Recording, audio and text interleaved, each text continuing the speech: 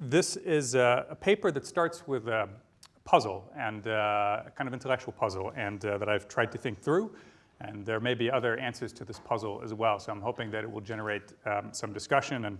And I hope, too, that the whole panel will generate some comparative discussion. I'm a comparative sociologist, and thinking about developments in the US in comparison to developments in the UK and other parts of the world, I think would be a very fruitful exercise. So without further ado, let me go ahead and start. My point of departure is the work of the American sociologist and social theorist Jeffrey C. Alexander, specifically his 2006 book, The Civil Sphere. Nearly 90 pages of this 550-page theoretical treatise are devoted to the Jewish question. Alexander examined the Jewish question in relation to three ideal-typical modes by which excluded outgroups have achieved incorporation into the civil sphere. The first of these modes of incorporation historically was assimilation, which seeks to separate the person who belongs to an outgroup from the stigmatized qualities that distinguish the outgroup from the core group. The hyphenated mode of incorporation began to emerge in the United States at the end of the 19th century, turning immigrants and their descendants into Polish Americans, Italian Americans, and so forth. In the hyphenated mode of incorporation, the qualities of excluded groups are treated as complementary, but still ultimately inferior to those of the core group. And lastly, the multicultural mode of incorporation goes further and differs markedly from the other modes of incorporation because it entails the positive evaluation of outgroup qualities such as peripheral national origins, minority racial status, or marginalized religion. These qualities, previously thought to disqualify their bearers from civil inclusion, become reinterpreted, in Jeffrey Alexander's words, as variations on the sacred qualities of civility. I cannot do justice here to Alexander's lengthy comparison of the Jewish question in Europe and America, but suffice it to say that his discussion of the Jewish question in Europe concludes with the Shoah, while the corresponding discussion of the Jewish question in America ends with the emergence in the 1960s of a multicultural mode of Jewish incorporation. The startling resurgence of anti-Semitism in the United States in the last several years raises a host of questions about Alexander's discussion of the Jewish question. If American Jews have been the beneficiaries of a multicultural mode of incorporation since the 1960s, how do we account for the resurgence of anti-Semitism? Does it mean that Alexander's assessment of the Jewish question in America was overly sanguine? Alternatively, if the assessment was correct for roughly half a century, from the 1960s until the 2010s, does the resurgence of anti-Semitism indicate another shift in civil discourse that is bringing the multicultural incorporation of American Jews to an end? Or is this an alarmist overreaction to what we should instead regard as a temporary aberration or a futile rearguard backlash? My premise is that Alexander is basically correct, that American Jews benefited from a multicultural mode of incorporation beginning in the 1960s. Although the contemporary resurgence of anti-Semitism may seem to challenge this presumption, I will argue today that Alexander's theorization of the multicultural incorporation of American Jews helps to explain the resurgence of anti-Semitism in two ways: by highlighting the inherent instability of the multicultural mode of incorporation, and by identifying new problems of boundary definition and identity that multiculturalism generates. If contemporary anti-Semitism is a backlash against multiculturalist trends that began in the 1960s, I will argue, then it is a backlash that arises from problems that multiculturalism itself produces. My paper demonstrates a recent rise in anti-Semitism in the US with data drawn from two sources: the Anti-Defamation League, which began tracking anti-Semitic incidents in the US in 1979, and the Federal Bureau of Investigation, which tracks hate crimes. While the FBI data is limited to a narrower range of incidents, that's why those bars are shorter in this graph, the pattern of anti-Jewish hate crimes over time is roughly consistent with the pattern in ADL data on anti-Semitic incidents. ADL reports indicate that anti-Semitism was decreasing from 2011 to 2013, rose from 2014 through 2017, years that included the 2014 Israel-Gaza conflict and the election of Donald Trump, fell slightly in 2018, before rising again in 2019, a record-breaking year, declined slightly in 2020, and then reached an all-time high in 2021 that exceeded even the 2019 levels.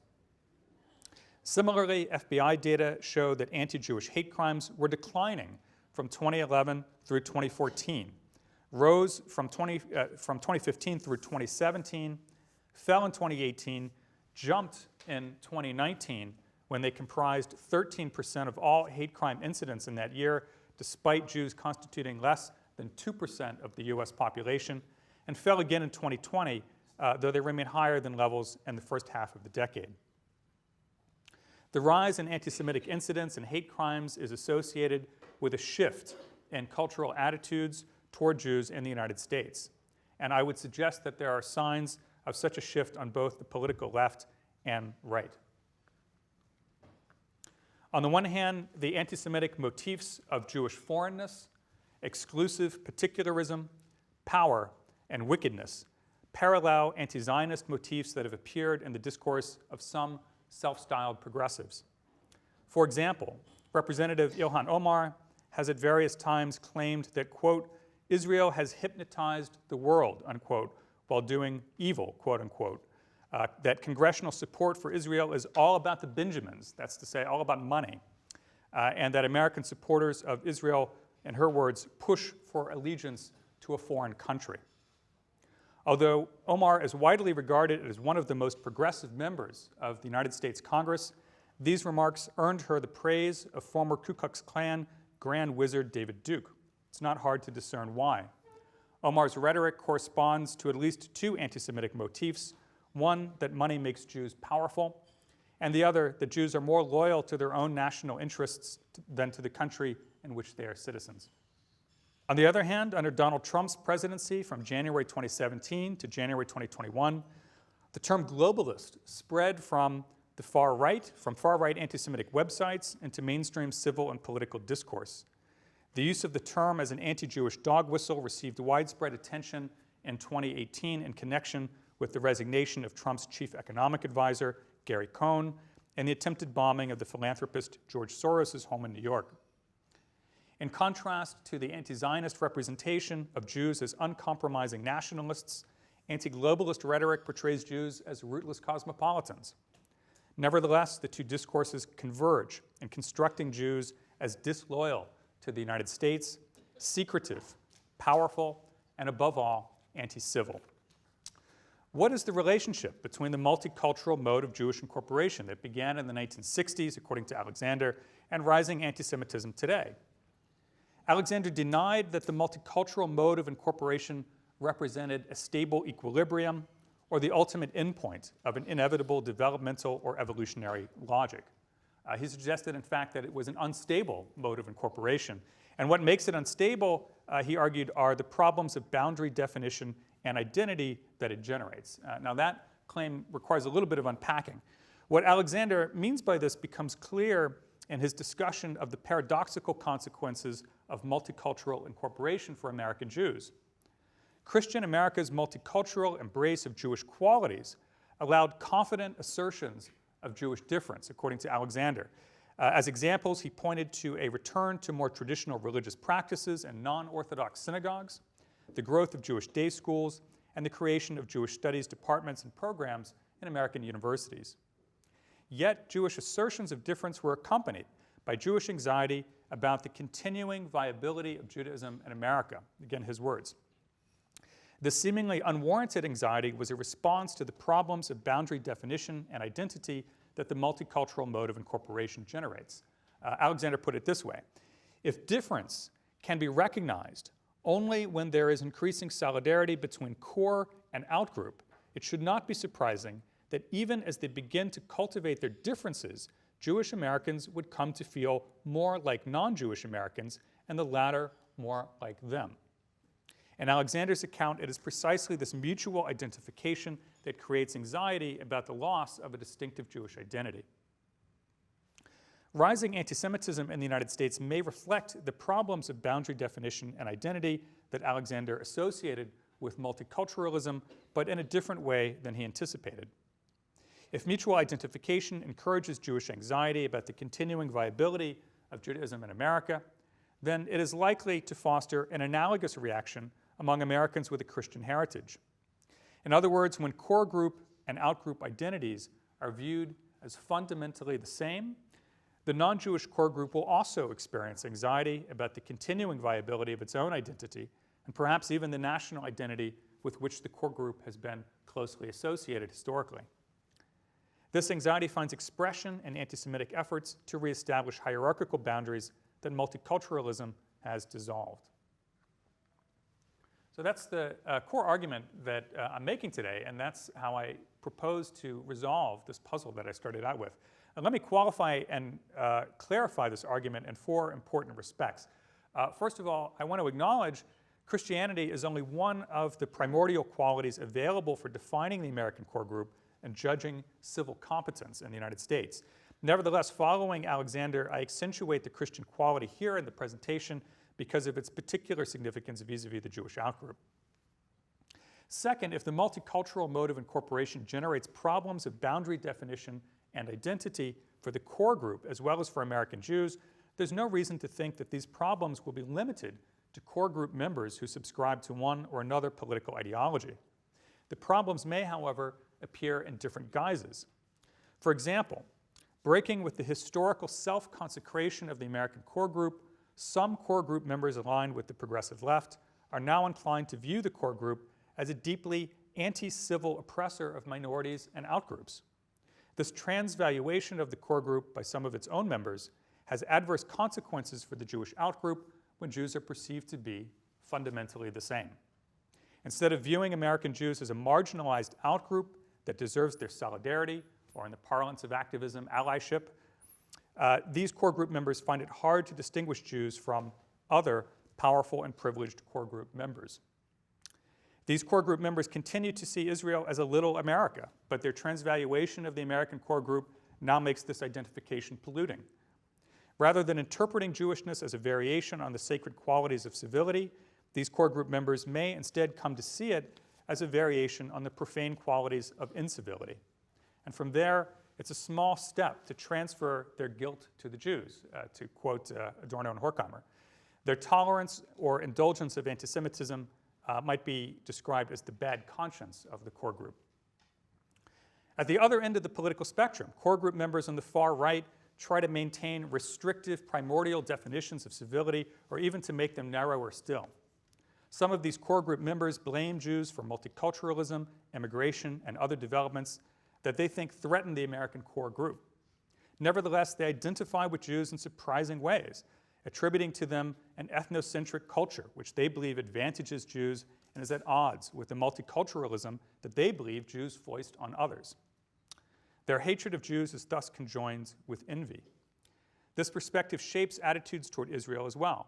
For instance, in 2017, the white nationalist Richard Spencer described himself to an Israeli journalist as a, quote, white Zionist, unquote, and insisted to the journalist that you should respect someone like me who understands your identity and the experience of the Jewish people and has analog feelings about whites. Notwithstanding Spencer's spurious analogy and distorted understanding of Zionism, these comments reveal the ambivalence of core group members on the far right who see Jews as a threat, but simultaneously project their own wishes onto them. Again, quoting Adorno and Horkheimer here, the portrait of the Jews that they offer to the world is in fact their own self-portrait. Third point I want to make here, I don't mean to suggest that the entire American core group has become anti-Semitic, so please don't misunderstand me. My argument is not a deterministic argument about individuals.